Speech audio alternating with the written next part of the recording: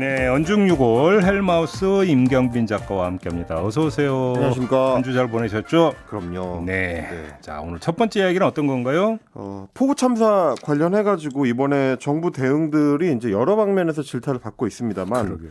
저희는 이제 언중유골이니까 주로 이 정부의 미디어 대응 그리고 국정 홍보 시스템 같은 이 공보 기능들이 잘 돌아갔느냐. 제가 볼 때 이건 정말 그 전반적인 점검이 필요해 보인다. 그렇습니다. 네. 저는 솔직히 말하면 전반적인 쇄신이 필요한 거 아닌가라는 생각을 좀 했는데요. 네, 그 표현이 더 맞겠다. 그러니까요. 그러니까 왜 그러냐면 사실은 이런 어떤 재난 상황에서는 국민들한테 어떤 정보를 어떻게 전달할 거냐 하는 게 굉장히 좀 중요한 국정 기능이고 그거야말로 위기 상황에서 정부의 대응 능력이 갖춰져 있느냐를 보여주는 척도가 될 텐데 이번에는 그 기능들의 상당 부분들이 고장났거나 문제가 있었다. 제일 황당한 게 그 포스터 아니에요?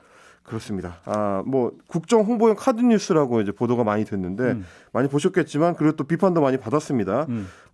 이번에 이제 신림동에서 안타까운 사고가 일어났던 반지하방 앞에 대통령이 쪼그려 앉아서 구경하듯이 이제 들여다보고 있는 장면. 그 사진을 굳이 대통령 현장 점검의 증거로 뽑아서 쓸 필요가 있었느냐. 그러면서 국민 안전이 최우선입니다라는 잘 어울리지 않는 제목을 그 현장의 사진에 붙여야 되느냐 이제 이런 비판들 많았는데요. 근데 이 분야에서 그러니까 공보 기능과 시스템 분야에서 뭐 청와대 경험이 풍부한 탁현민 전 청와대 의전비서관 같은 경우가 뭐라고 평가를 했냐면 라디오 인터뷰에서인데 이미지 디렉팅이 최저 수준이다라고 지적을 했습니다. 그러니까 뭐 진정성이라든지 의미 뭐 이런 걸 떠나서 애초에 이런 이미지를 기획한 것 자체가 이제 문제다라는 지적이었는데 일단은 이 구도라든지 이 전반적인 그 모습 자체가 신뢰감을 주고 위기를 해결하겠다는 대통령의 의지를 보여주는 모습이 아니다. 일단 장소는 둘째치고. 그렇습니다. 장소가 문제가 아니고 애초에 어떻게 저렇게 구도를 잡을 수가 있는 쪼그려 앉은 대통령부터 시선 처리 뭐 이런 것들이 말하자면 전문가의 손길이 아니다라는 지적이었는데요. 이미지 디렉팅이라는 거는 기술이기 때문에 전문가를 써야 되는데 그렇죠. 자꾸 아마추어들을 쓰게 되면 진지하게 보이지 않는 문제가 발생한다. 이런 얘기를 했는데 제가 듣기에는 아마추어들의 이제 굉장히 좀 무게를 실는 것 같은 느낌이라 뭐 계속 그 인사 관련된 보도가 나왔습니다만 소위 코바나 컨텐츠 출신 인사들이나 혹은 뭐 김건희 여사와 직간접적으로 연관이 있는 인사들 혹은 뭐 극우 유튜브 출신 인사들이 주로 홍보 파트나 의전 파트로 많이 가 있다라는 보도가 나왔었기 때문에 이런 지적을 한 거 아닌가 싶습니다. 그래요. 그다음에 두 번째.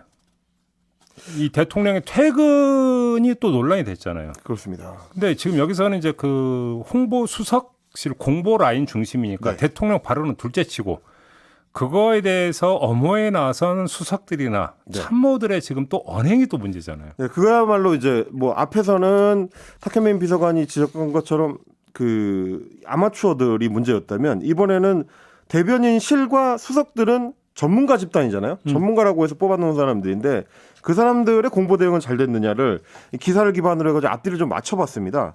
먼저는 대통령의 소위 사저 고립 논란이었습니다. 대통령이 8일 당일날 밤에 사저에 갇혔다라고 야당에서 문제 제기를 하니까 대통령실 관계자들이 이거 가짜뉴스다라고 이제 직접적으로 반박을 했거든요. 그런데 과연 이게 가짜뉴스가 맞느냐 혹은 왜 이렇게 됐느냐를 짚어보면 애초에 대통령실 관계자들이 이 논란을 촉발시켰습니다. 제가 이제 8일날 밤에서 이제 그 다음날 9일날 아침까지 이어졌던 일련의 보도들을 종합적으로 쭉 봤더니 예를 들면 파이낸셜 뉴스의 기사 제목이 윤 대통령도 폭우에 발 묶였었다거든요. 이 기사가 나온 게 이제 8월 9일 오전 7시경입니다. 그러니까 야당의 본격적인 비판이 제기되기 전이에요. 그날 오전에 이제 최고위원 회의를 통해 비대위원 회의를 통해서 야당에서 문제 제기를 시작했기 때문에 그 전에 이미 언론에서 이렇게 기사를 쓰고 있었다는 이유는 뭐냐면 대통령실 관계자들이 그렇게 얘기를 해줬기 때문입니다. 뭐 많이 이제 보도가 됐습니다만 광화문에 있는 중앙안전대책본부로 경호팀이랑 같이 가기 위해서 동선 확인 지시를 내렸다라는 내용이 기사에 들어있고요. 그런데 자택 주변 도로가 막혀서 갈 수 없다는 보고를 받은 것으로 전해졌다라고 했습니다. 이 어미를 보면 다 대통령실 관계자가 기자한테 해준 얘기죠. 그리고 헬기 타고 이동하는 방안도 검토를 했지만 주민 불편을 일으킬 수 있어서 단념했다고 한다. 역시 마찬가지로 전부 대통령실 관계자들이 해준 말입니다. 자기들이 이렇게 얘기를 해놓고 나중에 야당이 문제 제기를 하니까 이거 어디서 근거도 없이 그런 가짜뉴스를 얘기하냐. 대통령이 고립됐다고 본인들이 얘기했는데 나중에는 또 가짜뉴스라고 하는 앞뒤가 안 맞는 해명. 뭐 이런 부분을 지적하지 않을 수가 없고요. 그리고 또 하나의 문제가 되고 논란이 됐던 게 역시 마찬가지로 이제 전화로 보고를 받고 지휘를 했다는 일명 이제 폰 지휘, 폰트롤 타워 논란이죠. 폰트롤 타워요. 하여간 잘 지어내. 이것도 전화 지휘가 논란이 되니까 대통령실에서 했었던 해명의 핵심이 뭐였냐면 매뉴얼에 따른 것이다. 매뉴얼에 따르면 대통령실이 초기부터 지휘를 하는 게 오히려 현장에 혼란이 줄 수 있기 때문에 현장에 가지 않았다라고 해명을 한 건데요. 근데 이것도 사실은 뭐 조금 전에 제가 그 소개를 해드렸던 파이낸셜 뉴스의 보도를 비롯해서 뭐 조선일보라든 여러 매체들이 얘기를 했던 게 대통령실 발로 나온 해명은 8일 오후 9시부터 그 다음날 새벽 3시까지 대통령이 전화로 보고를 받고 지시를 내렸다라는 거였습니다. 그러면 지시를 내렸는데 초기부터 직접적으로 지휘를 하는 건 현장에 혼란을 줄 수 있다는 해명을 했기 때문에 어느 쪽이 맞느냐라는 거예요. 매뉴얼에 따르면 초기부터 현장 지휘를 하면 안 되는 것 같은데 대통령은 새벽 3시까지 지휘를 했다고 하니 그러면 대통령실 관계자들끼리도 서로 뭔가 명확하게 정리를 하고 해명을 하는 게 아니라 그냥 기자들이 물어보면 그때그때 상황에 맞는 답변을 해주는 식으로 공보 대응을 하는 거 아니냐라는 의심을 할 수밖에 없는 거죠. 수석 발언도 있었죠. 퇴근하지 말라는 말이냐. 강승규 시민사회수석입니다. 뭐 이분은 저희 시선집중이랑도 자주 인터뷰를 하면서 뭐 자주에 한 번 했어요. 한 번. 한 번 했습니까? 역관계 발언 나왔다. 그렇죠. 네. 워낙 좀 충격적인 발언이었어가지고 충격적인 발언을 요즘 자주 하고 있는데 퇴근하실 때는 상황이 발전돼 있지 않았다라고 이야기를 했습니다. 그러니까 대통령이 퇴근할 때 그 논란이 되니까 퇴근할 때는 그렇게 심각한 상황이 아니었습니다라고 해명을 한 건데요. 근데 이 발언은 아시다시피 그 다음날 아침에 9일날 아침에 대통령이 직접 현장에서 발언한 걸이랑 충돌이 됩니다. 퇴근하는데 보니까 이미 침수가 시작됐더라라고 얘기를 했습니다. 그러면 대통령은 침수가 시작된 거를 보면서 퇴근했다고 했는데 강승규 수석은 퇴근할 때는 상황이 그렇게 심각한 상황이 아니었다라고 하니까 둘 중에 한 사람이 거짓말을 했거나 아니면 판단력 부족을 시인하는 게 되는 겁니다. 아니 상황이 발전돼 있지 않아서 퇴근했다고 한다면 그럼 왜 공무원들한테는 그러니까 무슨 일이 생길 것 같으면 왜 비상대기령을 왜 내립니까? 그렇습니다.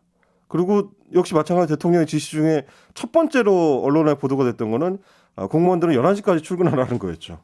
그러니까 이 모든 엇갈림들이 이게 뭔가 과연 공보 대응 라인이 제대로 갖춰진 상태로 정리와 조율이 되고 있는 거냐라는 생각이 들 수밖에 없는 하나 더 거예요. 있잖아요. 사과냐 아니냐.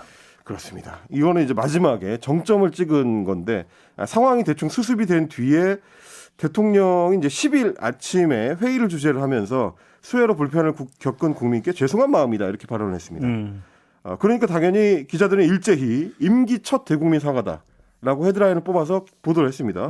그랬더니 오후에 대통령실 핵심 관계자라는 분이 처음 사과 발언을 한 거에 대한 의미를 기자들이 물어보니까 굳이 사과라고 생각하지는 않는다라고 의미 축소를 시도합니다.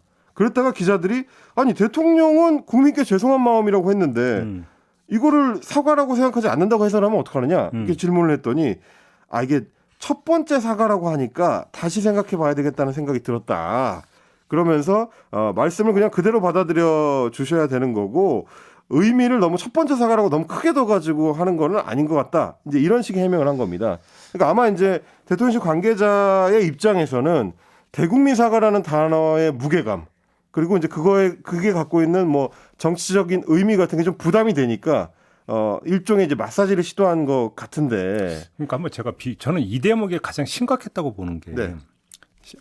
신체 해부학으로 넘어가겠습니다. 뇌가 있습니다. 네. 손발이 뇌에서 가깝습니까? 입이 뇌에서 가깝습니까? 입이 뇌에서 가깝죠.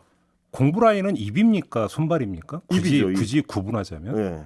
그러면 가장 대통령 가까이에 있으면서 대통령의 심기를 누구보다 잘 읽어야 되는 게 공보 라인 아닙니까? 그렇죠. 대신 말하는 입이기 네. 때문에. 근데 제가 볼 때는 이거는요.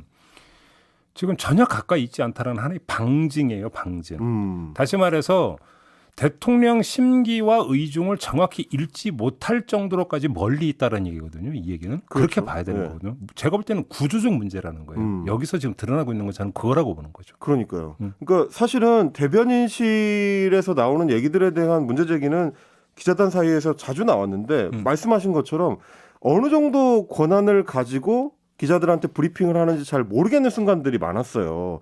그러다 보니까 지금처럼 굉장히 좀 의미가 있는 사건 앞에서는 자꾸 대변인들이 멈칫거리거나 뭔가 좀 정무적으로 이 자체 판단을 못하고 물어보고 답변하겠다라는 경우들이 상당히 많이 나오다 보니까 말씀하신 것처럼 그러면 대통령의 입들이 대통령의 의도와 충분히 뭐 가깝게 있지 못하다 이런 생각을 할 수밖에 없는 거죠. 그러니까 뭔가 가까이 있지 못하니까 뭔가 잘 알지 못하는 이런 경우가 발생을 하는 거죠. 그게 사실 저희가 이제 지난주에 언중유골에서도 이 소개를 해드렸던 이 소위 검찰의 티타임 같은 건데 공보관이 따로 있지만 그 사람이 모든 걸 책임질 수 없는 기묘한 구조로 검찰이 만들어져 있던 것처럼 대변인이 대통령의 어떤 의중을 읽는데 충분치 못한 이런 상황들이 좀 총체적인 부실을 좀 보여주는 거 아닌가 싶고요. 그리고 나머지 모든 것들을 이제 다 이제 포함해서 얘기한다면 결국은 모든 초점이 어디에 가 있냐면 대통령 심기 경우에 가 있는 거죠. 그러니까요. 이러다 보니까 대통령은 보이고 국민은 안 보이니까 그렇습니다. 저런 식으로 핀트가 안 맞는 이야기가 계속 나오는 거죠. 그러니까 제가 사실 이 아이템을 첫 번째로 준비했었던 이유가 이 재난 방제 상황이라는 거는 국민들이 정부의 입만 바라보고 있는 거거든요. 가장 정보가 빠르게 모이고 가장 많은 정보가 모이고 그러다 보니까 정부의 메시지가 곧 최첨단의 정보를 국민들한테 전달하는 과정이기도 한 건데 이렇게 컨트롤 타워가 돼야 될 정부의 메시지가 효율적으로 국민들한테 전달되지 못하고 오히려 혼선을 빚고 자기들끼리도 말이 안 맞고 어떤 거를 바라봐야 되는지 국민들 입장에서는 이 혼란만 안겨주는 이런 상황들은 좀 정리될 필요가 있다. 그 정상적이고 제대로 돌아가는 공보 라인이라고 한다면 대통령의 의중을 정확히 읽어서 그걸 정확히 전달하는 것은 기본이고요. 더 나아가서 대통령님 이 부분에서는 이건 이렇게 말씀하셔야 됩니다라고 미리 어떤 뭐냐면 진원에 들어가야 되는 게 공보 라인이에요. 그렇죠. 네. 근데 문제는 그 기능이 지금 안 되고 있는 거잖아요. 간단히 이야기라면. 아까 뇌 수술을 말씀하셔가지고 뇌 위치. 그러니까 뇌 신경과 관련된 것 중에 이제 척수 반사라는 게 있죠. 아 그런가요? 그러니까 너무 깊게 들어가면 막히잖아. 척수까지 왜 나와? 깊은 판단을 하기 전에 거의 자동적으로 튀어나오는 사실 공보 라인이나 이제 대변인실 같은 기관들은 대통령의 척수 반사 수준으로 합이 잘 맞아야 될 텐데 지금 우리 공보 라인은 그 기능을 하기에는 뭔가 좀 심각한 문제를 안고 있는 게 아닌가 그런 생각이 좀 제가 듭니다. 볼 때는 그러니까 이제 메시지의 마사지라는 단어가 한때 유행했던 거 기억나시죠? 네, 마사지가 전혀 안 되고 있다. 그렇죠. 이거잖아요. 그 마사지사한테 몸을 맡기고 있는 것 같지도 않고요. 그러니까 문제가 지금 발생하는데 이게 결국은 이제 그대로 노출이 돼갖고 그대로 국민들한테 전달이 되는데 그게 국민들이 되게 민감해하는 부분에 대해서 전달이 되니까 지지율이 나올래야 나올 수가 없는 거죠. 그렇죠. 어떻게 나와요 거기서? 이번에 그래서 경향신문에서 SNS 반응들을 초기에 수집했을 때 수만 건의 무정보 상태라는 키워드가 검색이 됐다고 하는데 그 의미가 뭔지를 대통령실 공보 라인이 좀 이렇게 되짚어 봐야 될 것 같습니다. 그러니까요. 넘어가죠. 두 번째 이야기는 어떤 겁니까? 두 번째 이야기는 대통령님 파이팅입니다. 아리랑 TV 기자였다면서요. 그렇다고 합니다. 그러니까 뭐 사실 이제 보도 자체가 아주 막 세밀하거나 세부적으로 추가 보도가 되지는 않았어요. 왜냐하면 뭐 미디어 저널들에서도 이 미디어 매체들에서도 아리랑 TV 쪽이나 혹은 그 해당 기자한테 취재를 좀 했는데 이 취재에 응하지를 않아가지고 세부적으로 더 얘기가 나오지는 않았습니다만은 주로 온라인 커뮤니티를 통해서 많이 화제가 됐었죠. 대통령이 이제 출국기 문답을 하는 도중에 대통령이 파이팅이라고 아주 선명하게 또렷하게 외치는 목소리가 들려서 그 순간에 이제 많은 분들이 이제 귀를 의심하고 처음에는 혹시 강인선 대변인인가? 라는 생각을 했을 정도로 설마 기자일 거라고는 아무도 생각을 안 했기 때문에 그런 좀 혼란스러운 상황이 있었는데 좀 몇 가지 기사들을 좀 찾아봤더니 기성 매체들에서 이 사건을 이제 보도를 할 때 주로 이제 흥미성 위주의 보도들이 좀 많더라고요. 상황을 그냥 묘사한 뒤에 온라인에서 뭐 독자들이 혹은 뭐 영상을 본 사람들이 어떻게 반응하는지를 맞춰서 전달하는 정도로만 주로 했었는데 대표적으로 이제 조선일보를 하나 가져와 봤습니다. 여기서도 이 상황을 좀 해설 전달을 한 뒤에 마지막에 덧붙인 대목이 이런 식입니다. 윤 대통령의 출국기 문답이 끝난 뒤 온라인에는 대통령님 파이팅 부분만 짧은 영상으로 제작돼서 빠르게 퍼졌다. 이를 두고 네티즌들은 갑자기 응원 너무 뜬금없다는 반응을 보였다. 반면 보수 성향 지지자들은 잘할 수 있다 힘내라며 윤 대통령을 격려했다. 이 대목이 붙은 거를 제외하면 사실은 기사의 어떤 독창성이 없는 기사거든요. 네, 다른 기사들하고 별 차이가 없이 그냥 단순 해설 기사인데 심지어 그 마지막 대목도 별로 독창성이 없고 성실히 취재한 것 같지 않은 내용입니다. 아니요, 제가 볼 때는 이거는요 독창성이 있고 없고가 아니라 비교 대조를 잘못한 거예요. 아 그런가요? 자 다시 봐요. 이를 두고 네티즌 여기서 이라는 지시대명사가 가리키는 게 뭐예요?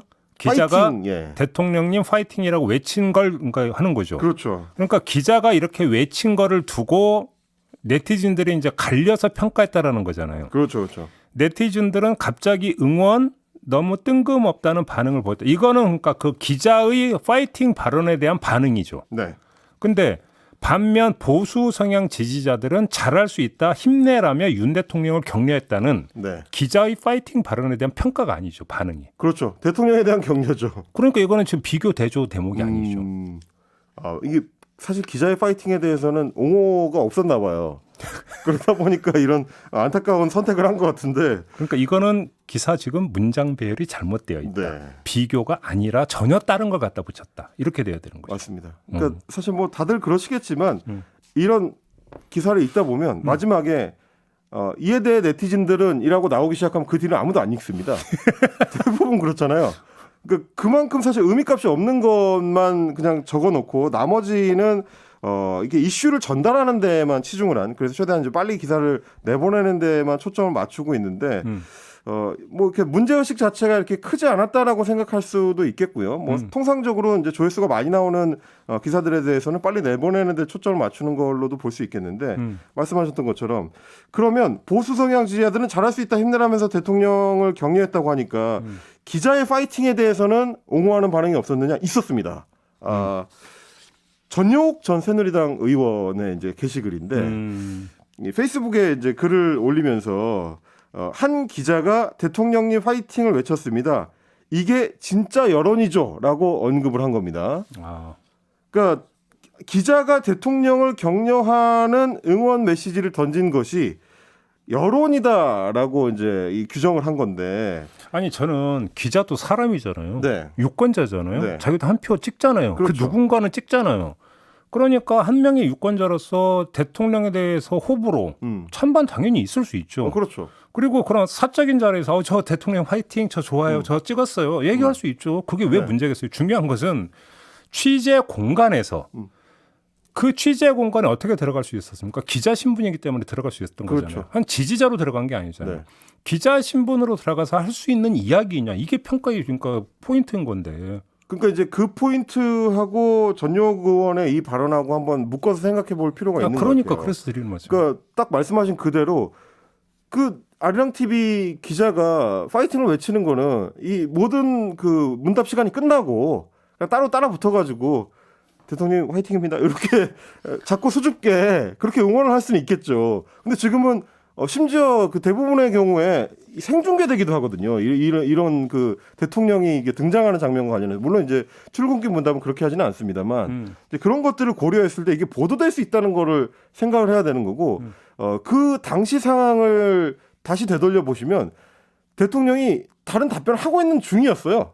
이게 이제 말이 끝나거나 뭐 다른 걸로 넘어가는 장면도 아니고 말을 하고 있는데 중간에 파이팅을 했기 때문에 그냥 그대로 화면에 나갈 수 있다라는 가능성을 생각하지 않을 수가 없는 그런 중간이었다는 거를 고려를 해야 되는 거고 저는 뭐냐면 전용욱 전 의원이 기자의 이런 어떤 돌발 행동이 진짜 여론이라고 규정하는 게 맞느냐 이거예요. 그거는 이제 보고 싶은 것만 보니까. 그러니까 이게 너무 어처구니가 없는 거죠. 사실은 그러면서 이제 뭐라고 했냐면 윤석열 대통령을 마구 흔드는 좌파 진영과 편파 언론의 행태는 일종의 예비 발작 내지 사전 발악이다. 이제 이렇게 굉장히 좀 강한 언어로 비판을 했는데 저는 그분의 뭐 그 한마디 한마디에서 저는 평가할 별로 그러니까 생각이 없어요. 아 그래요? 예, 별로 그러니까 뭐 그건 별로 평가할 생각이 없고 뭐 그러신가 보다 하고 그냥 넘어가면 네. 되는 문제고 다만 이것만 말씀을 드리고 싶은 거죠. 한 개인이 아니잖아요. 아리랑 TV 소속 기자로 갔잖아요. 그렇죠. 그럼 자신의 그 행위가 자기가 몸담고 있는 아리랑 TV에 어떤 영향을 미칠 것인가도 같이 고려가 돼야 되는 거잖아요. 공적인 측면에 있어서는 그렇습니다. 취재 현장에서 국민의 알 권리를 대신해서 취재 행위를 하고 있는 기자가 저래도 되느냐라는 공적인 측면이 하나가 있고 또 한 가지는 아리랑 TV의 소속 기자의 자격이 있었기 때문에 저 자리에 가서 취재를 하고 있었는데 저런 얘기를 하면 소속사에 어떤 영향을 미칠 것인가도 같이 공적인 부분이잖아요. 그렇습니다. 평가는 거기서 이루어져야 되는 거죠. 그러면 아리랑 TV가 문화체육부 아마 그 산하로 아마 돼 있는 걸 제가 알고 있는데 네, 문체부 산하에 있습니다. 뭐 그럼 그래서 영향이 없다라는 겁니까? 오히려 회사에 그러면 그게 더 도움이 된다는 뜻입니까? 대통령이 화이팅령 아니면 그런 건 아닐 거 아니겠습니까? 설마 그런 생각을 했을 거라고까지 얘기하고 싶지는 않은데. 네. 그러니까 평가 포인트만 잡으면 되는 거예요. 그러니까 여기서 그러니까 이상하게 그러니까 논점을 약간 돌려가지고 개인 의견 그러니까 피력하는 거 그냥 알아서 하시고요. 이렇게 하면 되는 거고 그런 거 아니겠어요? 그러니까 뭐 이게 늘 얘기하는 것 중에 기자하고 취재원 특히 권력하고의 관계는 뭐 불가근 불가원이다. 이런 얘기를 많이 합니다만 애초에 제가 제기하고 싶었던 거는 뭐냐면 그 기자단에 본인이 들어갈 수 있었던 거는 뭐 본인이 기자 시험을 통과해가지고 경쟁을 뚫고 들어간 인재이기 때문에 그 자리에 있을 수 있었던 게 아니고 국민을 대신해서 권력에 질문을 할 수 있도록 기회를 만들어준 거기 때문이거든요. 그 자리는 이제 국민을 대신해서 가는 거기 때문에 권력 견제 기능을 자신의 기본 사명으로 가지고 있어야 되는데 그걸 망각하고 그냥 그렇게 대통령을 응원하는 자신의 마음을 공적 공간에 발설을 해버리면 애초에 기대했던 거랑 전혀 다른, 그러니까 국민이 기대했던 거에 대한 배신이 되는 거고요. 그리고 이제 어떻게 보면 그 자리에서 질문할 수 있는 권리는 모든 기자들이 다 가질 수 있는 게 아니고 소위 말하는 기성 매체 중에서도 선발된 사람들, 말하자면 기성 매체들의 대표격으로 가 있는 거라서 자기 혼자만의 지위가 아니다. 이걸 좀 다시 생각을 좀 해봤으면 좋겠습니다. 그러면 이제 하나만 더 추가로 말씀을 드리면 요거는 이제 그 대통령 파이팅 그거와 연결이 되어 있지만 그 자체만 갖고 드리는 말씀이 아니고요. 그 언론도 평가할 건 평가할 수 있죠. 윤석열 대통령이 이걸 잘하고 있다. 그래서 이 정책 지지한다. 옳다. 할 수 있는 논설 기능이 있죠. 언론 같은 경우는. 논설에서는 언론도 주장을 펼 수 있어요. 하지만 언론에게 부여되어 있는 어떤 그 도덕 규칙이랄까요, 작업 룰이랄까 할까요, 이게 뭐냐면 합리성이거든요. 언론의 본령이 어디에 있느냐라고 얘기를 하면 의심을 제기하는 게 언론의 본령이다. 감시 기능에서 나오는 게 바로 의심을 제기하는 거다라고 얘기를 해요. 다만 그 의심이 합리성을 갖고 있어야 된다. 그래서 합리적 의심을 제기해야 된다. 그리고 그것이 합리성을 띈 의심이라고 한다면 설령 그 의심이 약간 잘못됐다 하더라도 면책 사유가 되는 거잖아요. 그렇죠. 위법성 조각 사유에 따라서. 마찬가지로 어떤 거에 대해서 찬반 어떤 입장을 밝히는 것도 마찬가지로 저는 할 수 있다고 생각을 해요. 그런데 그것이 합리적 근거를 가지고 이러저러하기 때문에 이거는 옳다. 그리고 이것은 윤석열 대통령이 옳다. 이야기가 이렇게 가야 되는 거죠. 근데 대통령이 화이팅은 그거는 뭐냐면 합리적인 논거를 가지고 제기하는 이성적 접근이 아니라 감정의 발산이잖아요. 자기 감정의 발산인 그렇죠. 거잖아요. 네. 그거를 허용한 것은 저널리즘 규칙 어디에도 없어요. 뭐 단적으로 얘기하면 예를 들면 신문 논설을 쓰는데 그 중간에 대통령이 파이팅이라고 쓸 수는 없지 않습니까? 아니 요즘 뭐 SNS에 몇 음절짜리 이게 뭐 유행하잖아요. 네. 사설란에 대통령님 화이팅만 박아보세요. 어떤 결과가 빚어지는? 그러니까요. 뭐 예를 들면 뭐 조선일보 페이스북에 대통령님 파이팅이라고만 한 글자를 올리면 그게 언론의 기능이라고 할 수는 없는 거니까. 그러니까요. 말씀하시는 그 대목과 연결이 되는 것 같고요. 저는 그래서 이제 이 기자의 발언이 논란이 된 뒤에 뭐 영국 출신 프리랜서 저널리스트인 라파엘 라시다 같은 기자들도 관련 발언들에 대해서 이제 비판을 하기도 했었고 많은 커뮤니티 여론에서 이제 논란이 됐지만 가장 좀 인상적이었던 것 중에 하나는 이 해당 기자의 예전 그 취재들에 대해서도 온라인 커뮤니티에서 발굴이 돼가지고 논란이 됐었습니다. 예를 들면 트럼프 대통령하고 문재인 대통령이 회담을 한 직후에 했었던 기자회견에서 트럼프 대통령을 향해서 이제 문재인 대통령을 신뢰하느냐, 뭐 이런 식의 이제 질문을 던진 거를 발굴해서 원래부터 약간 그런 성향이 있었던 거 아니냐, 이제 이런 식의 비판이 나온 건데 그런 비판이 나오게 된 배경은 기자가 질문하는 의도에 대해서 사람들이 의심할 수밖에 없도록 자기 주관을 직접 드러내버렸기 때문이 아닌가. 그러니까 결국 이제 신뢰의 상실이 다른 의심으로까지 연결되는 거 아닌가. 이제 그런 부분들을 말씀하신 연장선에서 좀 기자들이 고민해 볼 필요가 있겠다 싶었습니다. 저는 이 건을 보면서 그 브랜드 떠올랐던 한 장면이 있었는데요. 그게 아마 이집트 기자였던가 이라크 기자였던가 그러는데 그때 당시 부시 대통령 기자회견장에서 그 신발 한 짝을 벗어서 던진 네. 적이 있었어요. 기억나십니까? 네네. 그러니까는 그거는 우국 충전에서 나온 이게 그럼에도 불구하고 국제적으로 과연 저 기자의 행위는 옳았는가? 설령 그것이 우국 충정이었다 하더라도 이런 논란이 엄청나게 빚어졌던 거 기억나십니까? 그렇죠.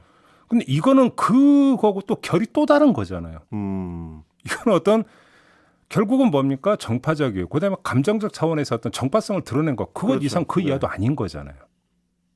아무튼 그렇습니다. 네. 자 마지막 이야기로 넘어가 보죠.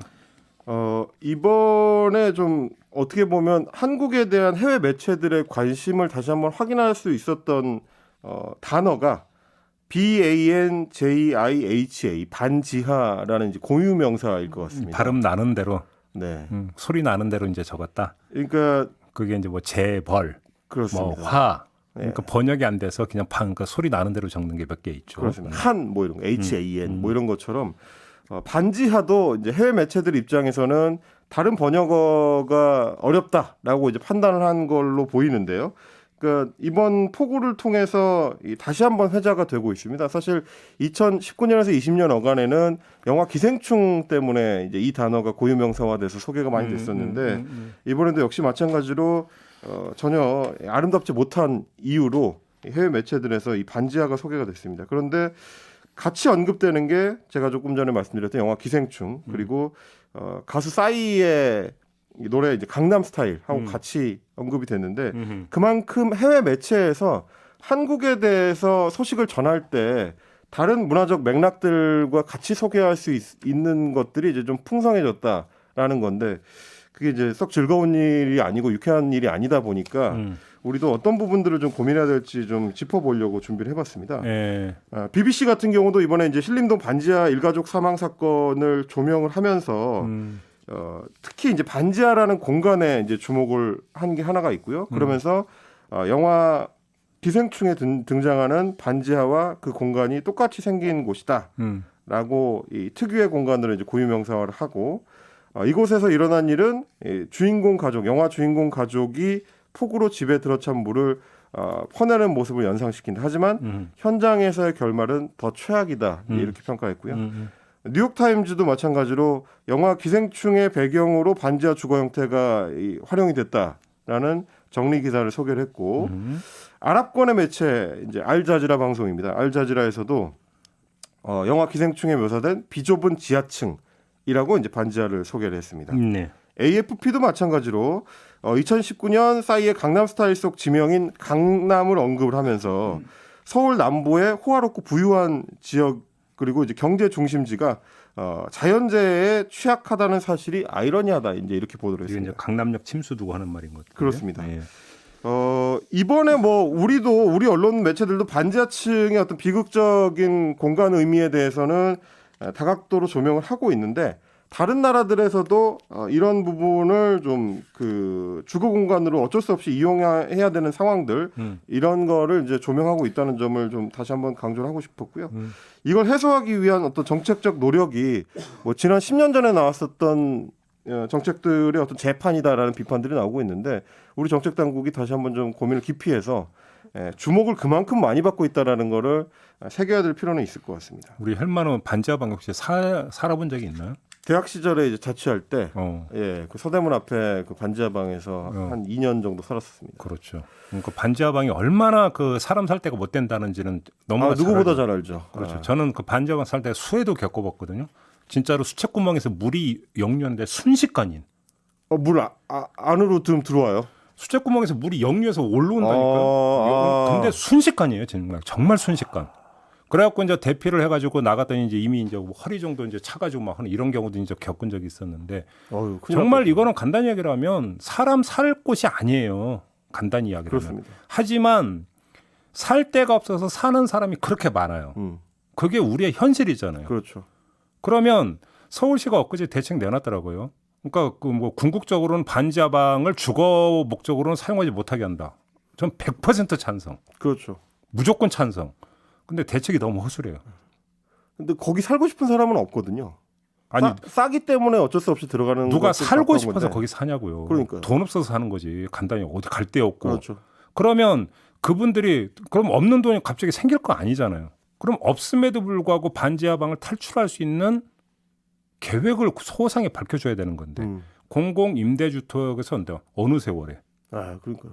지금 서울은 20만 원인데 어느 세월에 그게 그러면 그 동안에는 그냥 그러면 참고 살아라는 얘기잖아요. 결론은. 그렇죠. 그러면 네. 그럼 그 사이 또 수해가 나오면 또 어떻게 하는데요?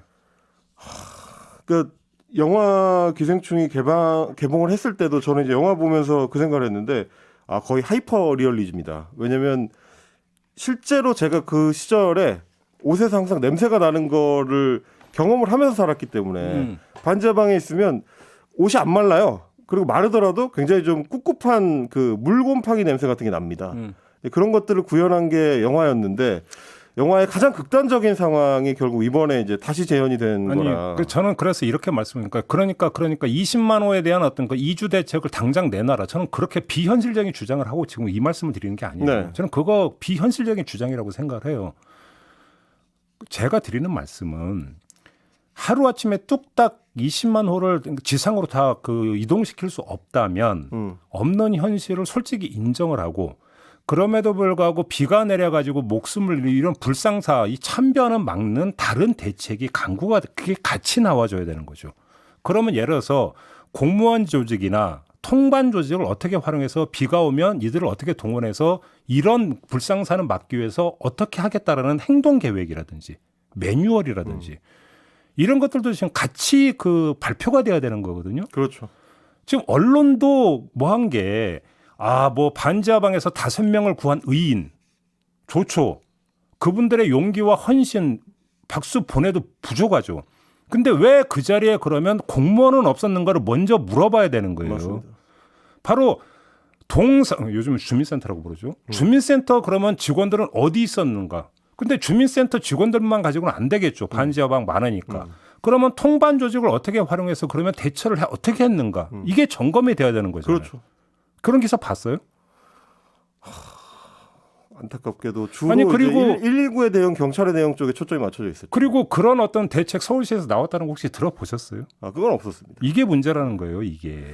근데 그래서 사실 이제 언론에서도 좀 정확하게 지적을 해야 되겠다 싶은 것이 말씀하신 것처럼 이제 미담에 초점을 맞추는 것도 중요한데 게다가 다음 주면은 또 한 번 정체 전선이 올라오면서 폭우가 올 수 있다고 예상이 되는 상황이라 뭐 주택 상향 정책을 펼치겠다라는 거는 몇 년씩 걸리는 일이니까 당장 다음 주에 수혜는 막아줄 수가 없는 거잖아요. 근데 이제 전문가들의 이야기를 들어본 보도들이 몇몇 소개가 됐습니다. 거기서 얘기하는 거는 이번에 이제 강남에서 소개가 됐던 그 물막이 장치 그런 거를 간이형으로 만들어서 현재의 그 반지하 앞에다가 설치하는 방안을 제기를 하더라고요. 그거는 돈이 많이 들지도 않고 한 2, 3일이면 바로 설치가 가능하기 때문에 그런 것들을 지금부터 준비해서 주말 어간 동안에 할 수 있거든요. 예를 들면 좀 더 급하게 서두른다고 하면 그런 준비 작업들에 대해서 초점을 맞춘 보도들이 좀 더 많이 나오면은 행정당국들을 좀 압박하는 데 효과가 있지 않을까. 뭐 저도 그런 생각을 좀 해봤습니다. 하나 이건 뭐 격가지라 뭐 굳이 얘기 안 해도 되는데 저는 참 보면서 대책 보면서 정말 탁상행정이라고 느낀 게 뭐냐면요.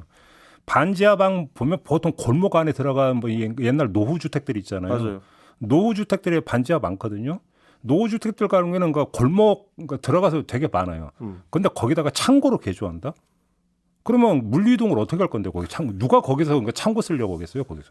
그리고 그게 이제 하나의 주택 단위인데 누가 반지하만 어떻게 구매를 합니까 애초에 그런 계획 자체가 허술하기 그지없는데 대부분의 언론 보도들이 그냥 발표한 내용을 전달하는 데 그치고 있어서 세부적인 분석이나 비판이 지금 되고 있나 점검할 필요가 있습니다. 이미 뭐 SNS에는 많이 나오는데 그 대책이 이번에 새로 짠 대책일까요? 10년 전 대책일까요? 이 얘기도 많이 나왔죠. 맞습니다. 이 정도로 합시다. 네. 자, 오늘 원중요고는 이렇게 마무리하겠습니다. 헬마우스 임경빈 작가 수고하셨고요. 고맙습니다. 저도 함께 물러가겠습니다. 고맙습니다.